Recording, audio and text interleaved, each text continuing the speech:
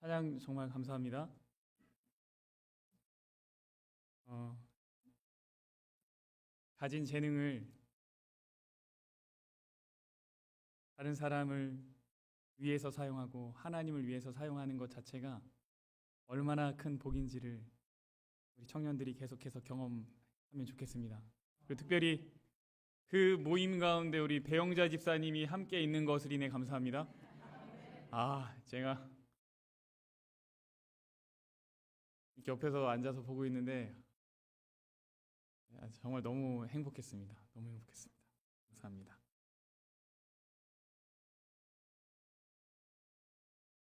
지난주 말씀 잠깐 정리하죠.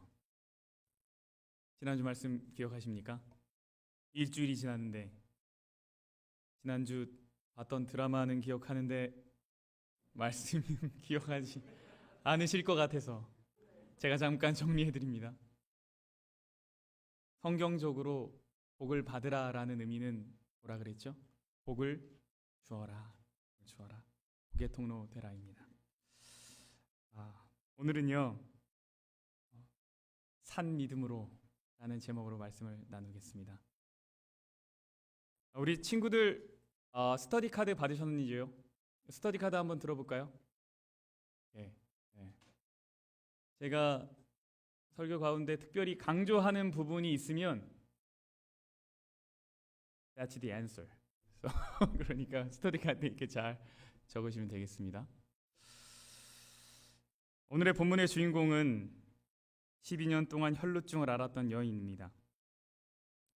오늘 우리는 이 여인의 모습 속에서 크게 세 가지 질문을 좀 다뤄보려고 합니다. 첫 번째는 무엇인가?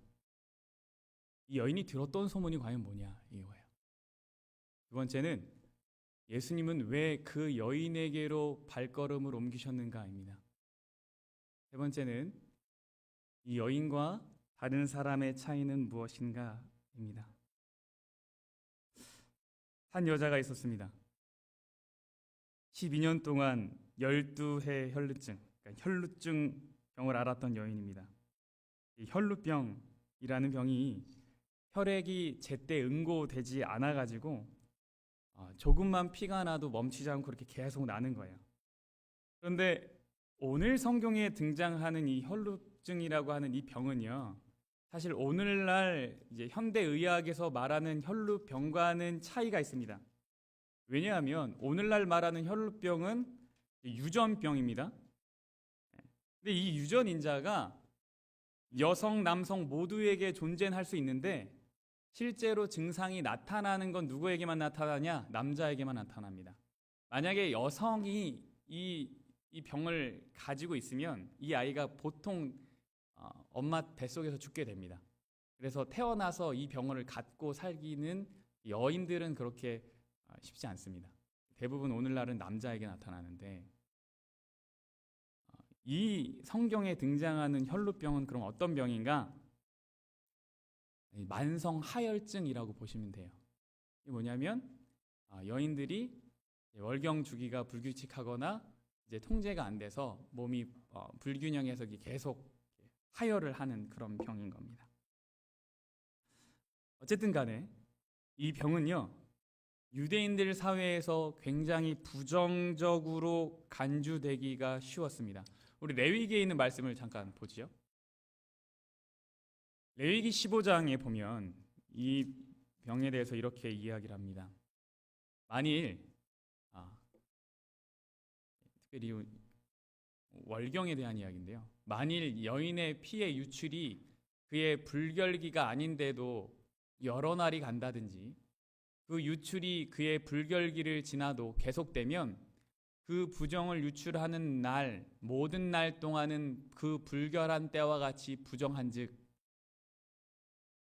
그의 유출이 있는 모든 날 동안에 그가 눕는 침상은 그에게 불결한 때의 침상과 같고 그가 앉는 모든 자리도 부정함이 불결할 때의 부정과 같으니 그것들을 만지는 자는 다 부정한즉 그의 옷을 빨고 물로 몸을 씻을 것이며 저녁까지 부정할 것이요.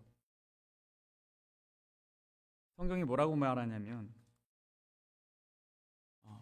이 여인이 앉는 자리도 부정하고 만지는 것도 부정하고 그 부정하게 된 물건을 만지는 사람도 부정하다라고 얘기했어요. 이 여자가 그렇게 몇 년을 산 겁니까? 12년. 그러니까 다른 사람들과의 접촉이 얼마나 불편했겠습니까? 또 다른 사람들은 이 여자를 얼마나 불편하게 바라봤겠어요. 이 여인은 스스로를 얼마나 부정하며 살아갔겠습니까? 그런데 이 여자가 어느 날 소문을 듣게 됩니다. 보시죠. 12의 혈루증 알아온 여자가 있는데 27절에 보니까 소문을 들었어요. 무슨 소문입니까? 예수의 소문을 들었습니다. 유대 사회로부터 격리됐을 법한 상황 속에 있는 여자가 이 소문을 듣고 무리를 뚫고 예수님에게까지 간 거예요.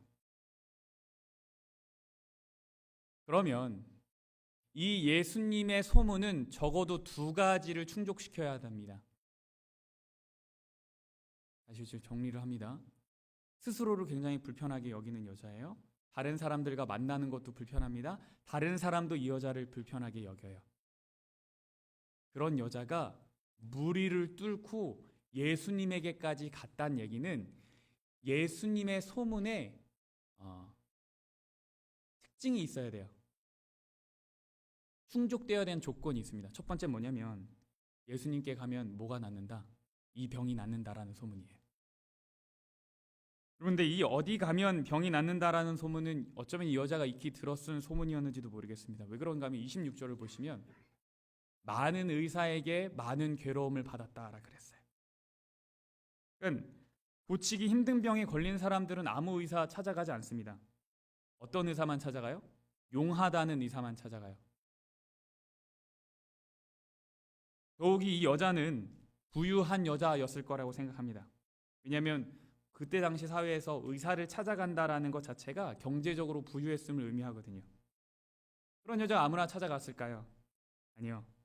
아주 용하다고 잘 고친다는 의사 찾아갔겠죠. 그 여자는 자신이 가진 것을 다 허비할 때까지 소문을 듣고 계속 찾아갔던 겁니다. 예수님의 소문 첫 번째 특징은 뭐냐면 예수님은 병을 고친다예요. 이것은 무엇에 대한 소문입니까? 예수님의 능력에 대한 소문입니다. 신통하다라는 거죠. 두 번째 이 소문의 특징이 있어야 됩니다. 두 번째는 뭔가? 예수님은 누구나 받아준다라는 소문이어야 돼요. 다시 말하면 그분은 아픈 사람을 거절한 적이 없다라는 거예요. 누가 와도 다 받아준다라는 소문이어야 합니다. 여러분, 돈이 없는 부정한 여인을 받아줄 만한 곳이 없습니다. 여자가 들은 거예요. 예수는 다르다더라. 그분은 그분의 도움이 필요한 사람을 한 번도 거절한 적이 없다더라. 그분께 나오는 모든 사람들은 도움을 받았다더라. 이것은 예수님의 무엇에 대한 소문입니까? 품성에 대한 소문입니다. 이 소문의 특징이 두 가지예요. 첫 번째 뭐예요? 예수님의 능력에 대한 거예요. 두 번째는 뭡니까? 예수님의 품성에 대한 거예요. 여러분, 이 교회에 어떤 소문이 나왔으면 좋겠습니까? 교회가 능력이 좀 부족할 수는 있습니다. 기도하지만 아플 수 있고요. 기도하지만 힘든 일 마주칠 수도 있어요. 우리 목사님의 기도처럼 그런 것들을 다 이겨낼 수 있는 믿음, 그리고 결국에는 그 인내의 시간이 끝나 마지막에 하나님께 찬양 드릴 수 있는 시간 우리가 가지면 좋겠습니다. 근데 교회에, 우리의 기도에 항상 그런 신통함이 없을 수도 있어요. 여러분, 이 교회에 어떤 소문 났으면 좋겠습니까?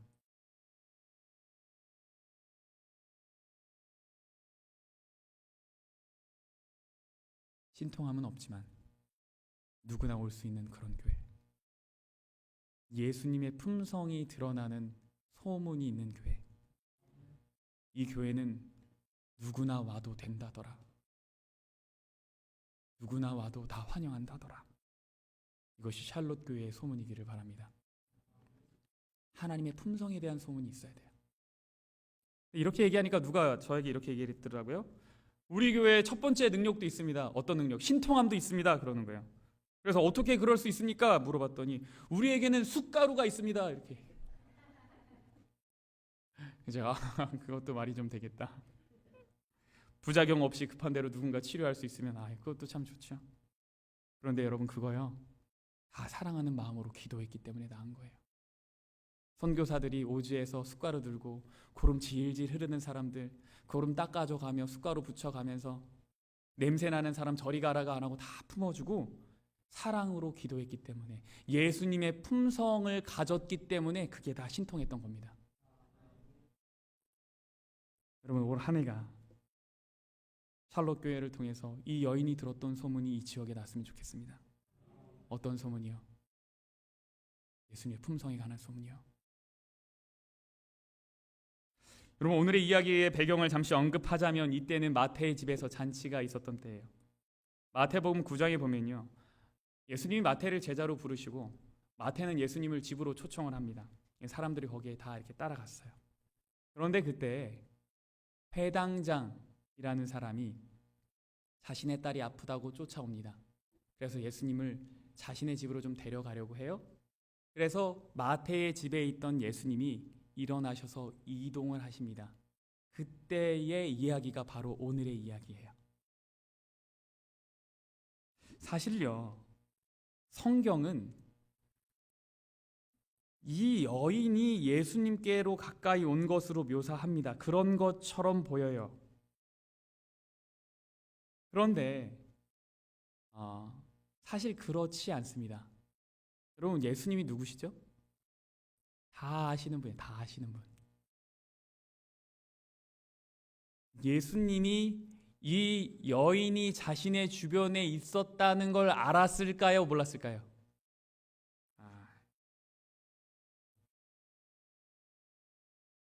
시대의 소망 343쪽에 이렇게 얘기합니다. 그 여자는 다시 레위 마태의 집에서 예수를 따랐으나 여전히 예수께 가까이 나아갈 수가 없었다. 그 여자가 거의 절망하게 되었을 때 예수께서는 무리를 해치고 나가시면서 그 여자가 있는 곳에 가까이 오셨다. 회당장 야이로의 딸을 만나러 이렇게 슥 가시는 길인데 일부러 어디를 약간 거쳐서 가신 거예요? 이 여인이 있는 곳을 살짝 지나서 가신 거예요. 우리 예수님 정말 좋으신 분이죠. 여인이 손을 뻗으면 닿을 만큼의 거리에까지 가까이 오신 거예요. 사실 여러분 하나님은 항상 그 정도 거리에 계세요. 어느 정도 거리냐면 우리가 손을 뻗으면 닿을 만큼의 거리에 항상 계세요. 사도행전 17장을 볼까요? 이는 사람으로 혹 하나님을 더듬어 찾아 발견하게 하려 하심이로다. 그는 우리 각 사람에게서 멀리 계시지 아니하는도다. 아멘. 하나님 항상 그 정도 거리에 계세요. 손을 뻗으면 닿을 만큼의 거리에 계세요. 그러나 손을 뻗지 않으면 뭐 하지 않아요? 만나지지 않는 거리.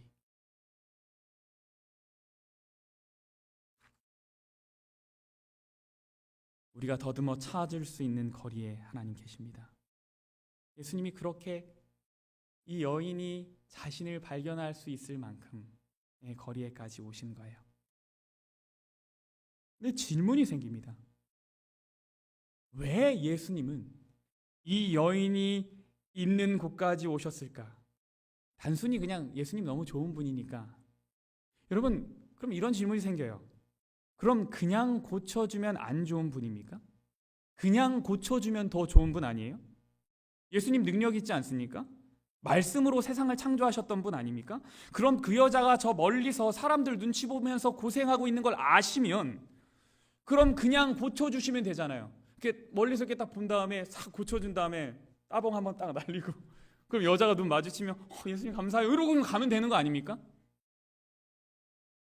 왜 그렇게 힘들게 해서 고침을 받냐고요? 왜 굳이 그 여인이 예수님의 옷을 만져야 하냐고요? 여러분, 이 질문에 믿음이 무엇인가에 대한 키가 있습니다. 치료봉사라는 책에서 이렇게 이야기를 해요. 그리스도께서는 그 여자의 마음을 다 아시고 그 여자가 서 있는 곳으로 발걸음을 옮기셨다. 그분은 그 여자의 큰 필요를 아시고 그녀가 믿음을 행사하도록 도와주신 것이다. 여기서 이 여인이 예수님을 접촉했던 이유를 말씀하시는데, 첫 번째는 뭐냐면 이 여인이 예수님을 너무나 필요로 하는 것을 아셨기 때문이래요. 이것이 첫 번째 기회예요. 예수님을 필요로 하는가 말이죠. 예수님을 움직이는 것은요, 내가 지금 예수님을 필요로 하는가예요. 하나님은요, 도움이 필요한 곳에 늘 가까이 계십니다. 하나님은 도움이 필요한 곳에 늘 가까이 계세요. 그래서 여러분 혹시 삶의 어려움을 마주하신다면 그때가 하나님 정말 가까이 있는 때입니다. 너무 중요한 얘기인데 아무도 아멘을 안 하셔서 제가 다시 말씀드립니다. 여러분 혹시 삶의 어려움을 만나시거든, 그때가 하나님이 가장 가까이 있는 때. 기도는 예수님의 필요를 직접적으로 드러나는 행위예요.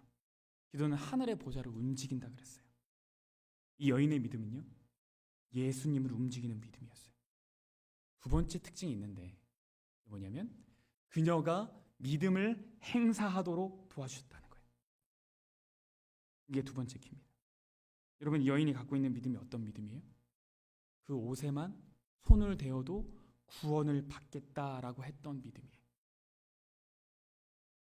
예수님은요, 이 믿음을 실제로 이 여인이 행사하도록 도와주시기 위해서 가까이 오셨던 거예요. 그녀의 바램을 응답해 주셨던 거예요. 여러분, 기도 응답하는 자리, 그런 나누는 자리, 간증 나누는 자리에 가보시면 여러분 어떤 마음이 드시나요? 아, 나도 저런 믿음 좀 가지면 좋겠다, 이런 생각 안 드십니까? 저는 그런 생각을 합니다. 아, 나도 저런 기도 응답 받았으면 좋겠다. 물론 하나님 제게도 응답하셨고 참 좋으신 분이지만, 그럼에도 그런 이야기, 막 가슴이 뜨거워지는 이야기를 들을 때면 아, 나도 믿음이 나누어지고 확인되어지는 그 자리에 나도 있었으면 하는 생각이 있어요. 그런데 제가 이 말씀을 깨닫고 나서 들었던 생각이 있어요. 자연스럽게 제 삶을 돌아보는데 이 여인과 저를 비교하게 되는 거죠. 그랬더니 두 가지 결론에 도달하게 되었습니다. 첫 번째는 뭐냐면, 나는 내게 행사할 믿음이 없어 보이기 때문에 하나님은 내게 그런 기회를 주시지 않은 것이구나 라는 게 이제 제가 내렸던 첫 번째 결론이에요. 왜 나는 그런 자리에 내가 없지? 첫 번째 결론, 내가 믿음이 없어가지고 그 자리에 있을 만하지 못했다라는 거예요. 두 번째는 뭐냐면, 어쩌면 하나님은 이미 내게 믿음을 행사할 수 있는 기회를 주셨는데 내가 깨닫지 못해서 행사하지 않은 것이구나라는 것이었어요. 그래서 제 삶을 돌아보니 내가 믿음을 행사할 수 있었지만 그때를 놓쳐버렸던 적이 얼마나 많은지 몰라요. 분명히 있었어요. 하나님을 붙들고 도와주십시오 하고 내 기도한 대로 내가 살아갈 수 있고 결정할 수 있었던 때가 있었어요. 그런데 놓쳐버렸어요. 왜요? 믿음을 활용하지 않았기 때문이에요. 모든 것을 다 계산하며 살기 때문이에요. 내 계산 속에는 하나님이 일하실 자리가 없기 때문이에요. 여러분, 오늘날의 삶이 환경이 좋아서 그런지 착각해요. 믿음이 없어도 살 수 있다고 생각해요. 하나님이 없어도 안전하다고 생각해요. 그래서 여러분, 복지가 잘 이루어진 나라에서는 교회가 문을 닫는 거예요. 삶이 안전하다고 생각해서 문을 닫는 거예요. 그런데 아니에요. 착각하는 거예요. 여러분, 여전히 우리의 삶에 결핍이 얼마나 많아요. 경제적인 결핍, 정서적인 결핍, 영적인 결핍. 우리 주변에 결핍이 있는 사람이 얼마나 많이 있습니까? 하나님이 필요하지 않는 곳이 없어요. 이곳에서도 하나님을 붙들 수밖에 없는 상황이 많아요. 그 상황으로 여러분을 두십시오. 아픈 사람 있는 곳에 여러분 가십시오. 경제적 결핍이 있는 사람 곁에 여러분 가십시오. 거기에 가면 기도하게 되고 하나님의 응답을 볼 수 있게 돼요. 거기 안 가면 몰라요.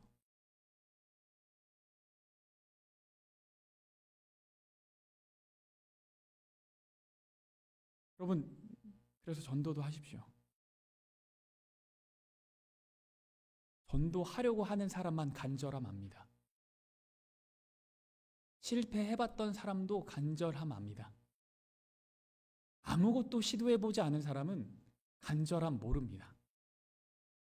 거기에 가야지 우리가 기도할 수 있고 붙들 수 있고 우리의 믿음을 활용할 수 있는 기회가 생겨요. 세 번째 질문은요, 이 여인과 다른 사람의 차이는 무엇인가입니다. 도대체 무엇 때문에 그녀가 예수님을 만졌는가예요. 이 질문이 왜 중요한가 하면요, 이 질문이 제자들의 질문이었기 때문입니다. 이 여인이 예수님을 만지고 난 후에 그 여인이 즉시로 고침을 받았어요. 굉장히 놀라운 일이 일어난 거죠. 근데 그때 예수님이 말씀하셨어요. 뭐라고 말씀하셨냐면 누가 나를 만지었다라고 말씀하셨어요. 그런데 제자들이 이렇게 얘기하죠. 뭐라 그래요? 아이 예수님, 여기 사람이 이렇게 많은데 당연히 예수님 옷 당연히 만지죠. 누군가 손 닿았겠죠 라고 얘기해요. 이게 일반 제자들의 사람, 그 주변 사람들의 반응이었어요. 그런데 예수님은 분명 뭐라고 그러셨냐면 누군가 나를 만졌다라고 말씀하셨어요. 그 말은 예수님은 수많은 접촉과 이 여인의 접촉을 구별하셨다는 얘기예요. 우연히 일어난 접촉과 목적이 있는 접촉을 구별하셨다는 얘기예요. 맞습니까? 시대소망이라는 책에서는 여기에 대해서 이렇게 얘기해요.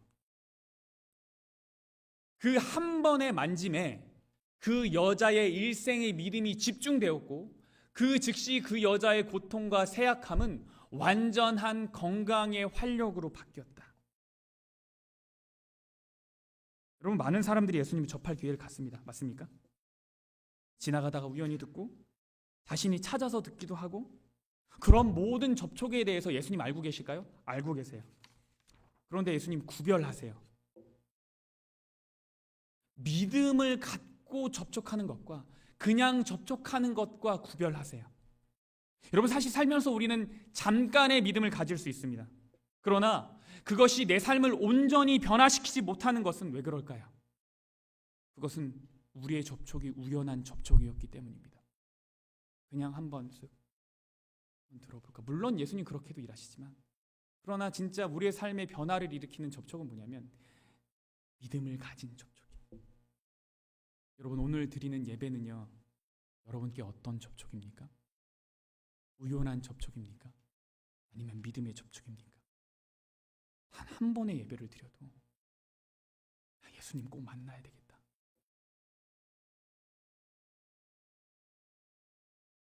라는 마음을 가지셨으면 좋겠습니다. 여러분, 사실 우리 경험했잖아요. 여기에 앉으신 모든 분들 다 경험했잖아요. 그때 지금은 정확하게 기억이 나진 않지만, 그러나 내가 그때 내 믿음의 마음이 뜨거웠던 적, 그 말씀 듣고 감동받았던 적, 그래서 내가 교회에 나와야지, 내가 믿음을 시작해야지 했던 그 경험 다 있으시잖아요. 여러분, 예수님의 능력은 한계가 없습니다. 이 한계가 없는 능력이 언제 정말 초월적인 능력을 갖게 될까요? 제가 신앙생활을 하면서 느꼈던 한 가지는요, 모든 사람들에게 기적이 일어나는 것 아니더라라는 거예요. 아무 때나 일어나는 것 아니더라는 거예요. 그럼 언제 일어나는가? 오늘의 본문이 말하기를 예수님을 정말로 필요로 하는 사람이 정말 간절함을 갖고 믿음의 접촉을 할 때, 그때 기적이 일어난다라는 거예요. 여러분, 기억해야 할 것은 무엇이냐면, 오늘 성경의 이 여인의 경험으로 보면 이것은 당장 드러나진 않아요. 사실 아무도 몰라요. 주변 사람들 아무도 몰랐어요. 누구만 알았어요? 고침받았다는 거 누구만 알았습니까? 예수님이랑 여인만 알았습니다. 그러니 이것은요, 외적인 변화를 말하는 것이 아니에요. 많은 사람들이 기적을 외적인 변화에서 찾으려고 그래요. 그러나 여러분, 예수님의 기적은요, 외적인 것에서부터 나오는 것이 아니에요. 내적인 것에서 시작해서 외부로 흘러나가는 거죠. 마치 누룩이 부풀어 올라서 그 모든 것이 바뀌는 것처럼 말이죠. 하나님의 능력이 우리 안에 심겨지면 그것이 겉으로 드러나는 거예요. 이것을 깨닫고 난 저의 결심은요, 여러분, 교회를 향한 하나님의 기적을, 하나님의 역사하심을 외적인 것에서 찾지 않는 것입니다. 얼마나 많은 사람이 오고 얼마나 많이 성장하는 것에 대해서 하나님의 역사를 찾는 것이 아니라, 그럼 어디서 찾는 거예요? 안에서 일어나는 기적, 한 사람의 마음속에서 일어나는 기적, 한 영혼이 그리스도와 접촉하는 그것, 그 믿음의 접촉에 훨씬 관심을 많이 가져야겠다라고 생각했어요. 왜요? 하나님이 궁극적으로 일하시는 장소가 거기예요. 한 영혼의 마음속 말이죠. 한 사람의 마음에 일어나는 일을 알려면요, 그 사람에 대해서 자세히 알아야 합니다. 그 사람의 고민을 알아야 돼요. 그냥 표면적으로 아는 것으로는 지금 예수님이, 성령 하나님이 이 사람 안에서 무슨 일을 하고 계시는지에 대해서 잘 알 수 없어요.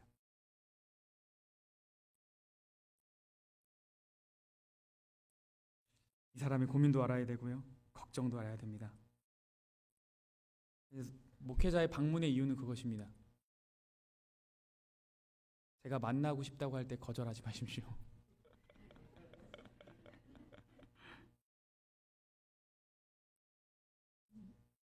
하나님이 어떻게 일하시는지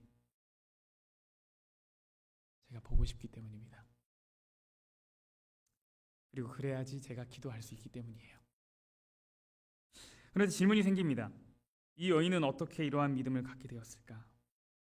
또 한 가지는, 왜 예수님은 다른 사람의 접촉에는 자신의 능력을 나타내지 않았을까? 왜 다른 사람들도 예수님 좋아하고 따라다니면서 만졌는데 왜 그 사람들한테는 이런 일이 안 일어나고 왜 이 여인에게만 나타났을까? 이 여인과 예수님의 사건을 설명한 책, 저는 이것처럼 명확하게 이 궁금증에 대한 답을 주는 책을 사실 만나보지 못했어요. 이 설명을 하는 여러 신학적 세력도 봤지만 이 질문, 똑같이 예수님 좋아하고 똑같이 따라다녔고 똑같이 주변에서 만졌는데 왜 이 여인에게만 이 일이 있을까에 대해서 궁금증이 있는데, 이 설명이 가장 탁월했다고 생각합니다. 많은 사람은 치료봉사 62쪽인데 이 이야기를 설명하는 가운데 이 해석이 딱 있는 거예요. 많은 사람은 믿음을 일종의 견해라고 주장한다. 구원하는 믿음은 일종의 거래이다. 그 거래를 통하여 그리스도를 받아들인 사람들은 자기 자신을 하나님과의 언약 관계로 연결하게 된다. 산 믿음은 활력과 신뢰심의 증가를 의미한다. 그러므로 산 믿음은 그리스도의 은혜를 통하여 사람에게 승리하는 능력이 된다. 여러분, 여기 보니까 많은 사람들이 믿음을 일종의 견해라고 생각한대요. 여러분에게는 어떻습니까? 여러분도 믿음이 그냥 단순히 견해입니까? 여러 가지 오피니언 중에 하나인가요? 그런 믿음은요, 그냥 우연한 접촉일 뿐이라는 거예요. 예수님 스쳐 지나가는 믿음이라는 거예요. 근데 구원하는 믿음, 살아있는 믿음은 뭐라고 말하냐면 견해가 아니래요. 그건 뭐래요? 거래이래요. 거래라는 것이 무엇이죠? 주고받는 거예요. 그럼 어떻게 이걸 해석할 수 있냐면, 구원하는 믿음은, 참 믿음은 주고받는 것이라는 거예요. 여러분, 여인이 만졌을 때 믿음이 생겼나요? 만지기 전에 믿음이 생겼나요? 만지기 전에요. 그럼 같은 믿음인데 왜 만지기 전에는 변화가 없었습니까? 여러분, 믿음으로 말미암는 구원 아니에요? 믿음으로 말미암는 치료 아닙니까? 그런데 왜 만지기 전에는 아무런 일이 없었냐고요? 이것이 키예요. 여러분, 여인에게는 어떠한 순간이 구원의 순간인가 하면 예수님을 따라다니던 때가 구원의 순간이 아니에요. 어느 때가 구원의 순간입니까? 옷자락에 손을 대었을 때입니다. 내 믿음을 행동으로 옮겼을 때예요. 내 믿음을 실천했을 때, 그때가 구원의 순간이었어요. 여러분, 결국 우리 모두는 이 여인이 경험한 구원의 여정을 따라가야 돼요. 어떻게 우연히 예수의 소문을 듣고 희망이라는 것이 좀 생겼다가, 그러다가 또 절망을 했다가, 그러다가 예수님 조금씩 다가가다가 내 믿음을 집중해서 만졌던 그 순간이 우리에게 있어야 돼요. 여러분, 순간순간 믿음이라는 것이 다 작용합니다. 왜냐하면 하나님이 늘 일하시기 때문에 그래요. 그러나 이 모든 과정이 다 포함이 될 때, 마지막까지 예수님을 만지는 것이 될 때, 이때 비로소 이것이 산 믿음, 구원하는 믿음이 되는 겁니다. 우리가 경험해야 될 것은 어디까지인가 하면 예수님을 만지는 것까지여야 돼요. 기억하십시오. 여러분, 기도하셨잖아요. 하나님, 이렇게 됐으면 좋겠습니다. 제가 어떻게 하면 좋을까요? 이렇게 하는 것이 좋을까요? 라고 하면 그렇게 하십시오. 거기까지 가야 합니다.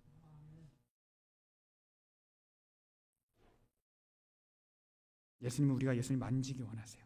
단순히 바램만 갖고 사는 것이 아니라 바램을 넘어서 바램대로 행동하며 살아가기를 원하신다는 거예요. 그래서 그것이 거래가 되는 거예요. 여러분, 우리의 행동이 우리를 구원하는 건 아니죠. 그러나 구원은 우리의 행위를 요구를 합니다. 어떤 행위요? 만지는 행위요. 예수님을 필요로 느끼는 행위요. 붙잡는 행위 말이죠. 활용되지 않은 믿음은 살아있는 믿음이 아니에요. 그래서 정리를 하면, 이것을 표로 정리하면 이렇습니다. 만짐이 있고요, 간절함이 있어요. 행위가 있고 믿음이 있어요. 어떤 사람은 행위만 있어요. 뭐가 없어요? 믿음은 없어요. 또 어떤 사람은 행위는 없어요. 뭐만 있어요? 믿음만 있어요. 첫 번째 거, 두 번째 거 다 살아있는 믿음 아니에요. 살아있는 믿음은 어떤 믿음인가? 행위도 있고 믿음도 있어야 돼요. 만짐도 있고 간절함도 있어야 된다는 거예요. 만짐이라는 과정 안에 믿음이 없으면 성립 안 되고요, 믿음이 있지만 만짐이 없으면 이것도 성립이 안 돼요. 간절함으로 만질 때 그것이 거래가 됩니다. 그것이 참 믿음이 되는 거예요. 여러분, 우리가 예수님을 움직이는 교회가 되면 좋겠습니다. 믿음의 접촉을 하는 교회가 되었으면 좋겠어요. 믿음의 접촉을 하는 성도가 되었으면 좋겠습니다. 그럼 여러분, 믿음도 가지시고 그 믿음에 따른 여러분의 실천도 있으면 좋겠습니다.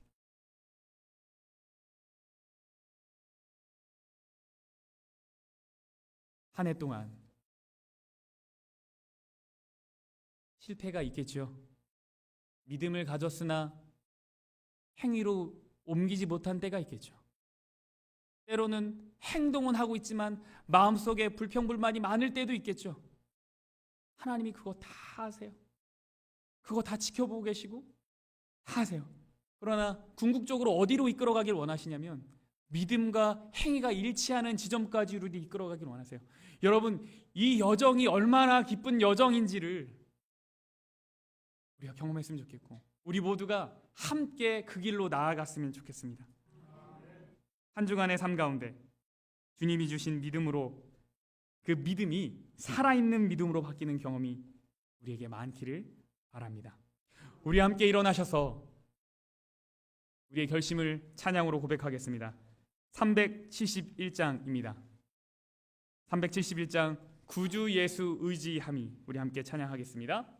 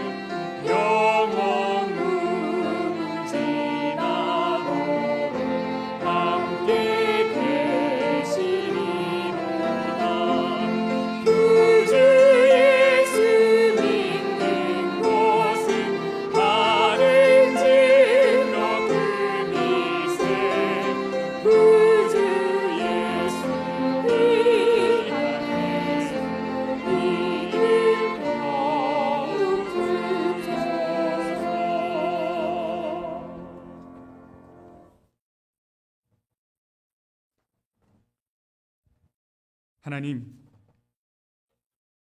주님께서 주신 것의 일부를 감사한 마음으로 주께 드립니다.